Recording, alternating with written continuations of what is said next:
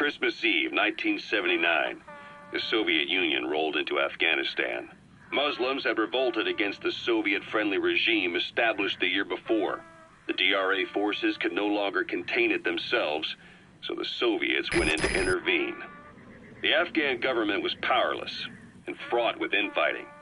They lost the hearts and minds of the people, and that alarmed the Soviet leadership. With the Islamic Revolution happening in Iran, the Soviets felt they had to act fast or risk the spread of Islamic revivalism. A superpower, sending a motorized rifle division against men on horseback with antique rifles. Everyone thought it'd be over in an instant, only it wasn't. Some Muslims made their fight a jihad, a holy war, and began a guerrilla campaign on all fronts. A war of attrition. These fighters call themselves Mujahideen. They're being supported by the West through Pakistan. That's why Miller was involved. He was training them near the Zero Line, sponsored by the CIA. The war has become here. They thought they'd be headed home in 6 months at the most. Then a year passes. Now here we are 4 years on with no exit in sight. Afghanistan has become the Soviet Union's Vietnam. The Soviet troops on the ground want to go home, but at least they have homes to go back to. The Afghans have lost theirs. The Soviets destroy the kishlaks, villages, wherever they can.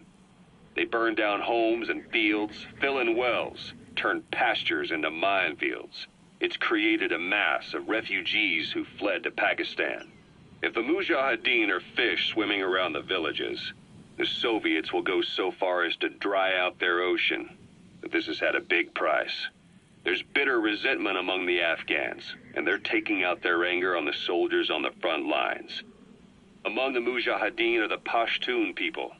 They're fiercely devoted to their code of badal, or revenge. Soviets they've captured have had their hands, feet, and noses cut off before being left to die at the side of the road, just to show their comrades what they're capable of. Friendlies who come across them can do nothing but put them out of their misery. Then they burn down another village in retaliation. And the cycle of vengeance goes on.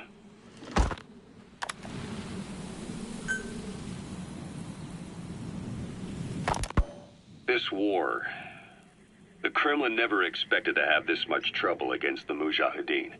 Afghanistan is a tribal society. Tradition demands that its people stand up to any outsiders who set foot on their land. With the honor of their people at stake, they have everything to fight for.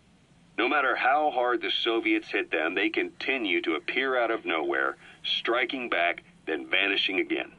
But there's one thing even the Mujahideen fear.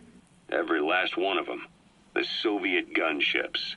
They're highly maneuverable and equipped with massive firepower. Plus, the underly armored.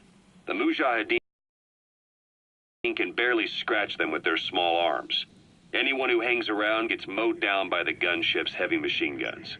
This new honeybee weapon that was given to the Hamid fighters, it's no doubt something to help them strike back against the gunships, which makes it a weapon that could change the course of the war.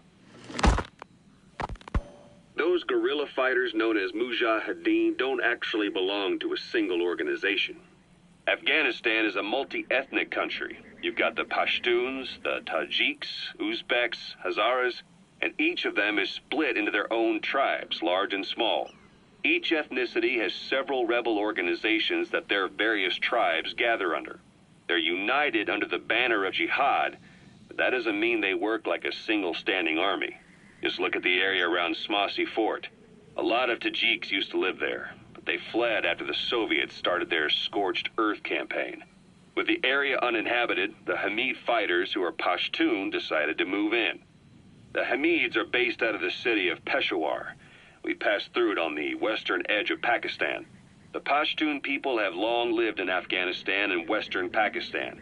They used to travel back and forth frequently. Then Britain went and established the border that still stands today. The Hamid fighters get generous support from the Pakistani government.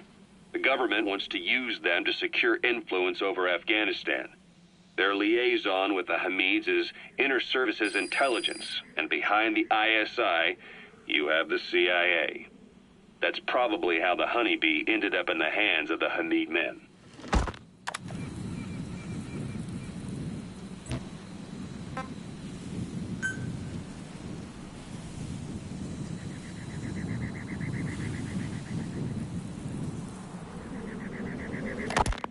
I had the R&D team analyze the honeybee. How? The CIA wanted it with everything intact. They took it apart to look at it. Then they put it back together. Everything intact. That's the R&D boys, all right.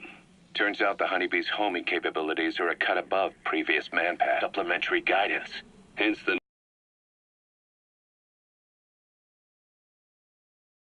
name, huh? Right. Honeybees rely on UV light to fly. With this device, Soviets are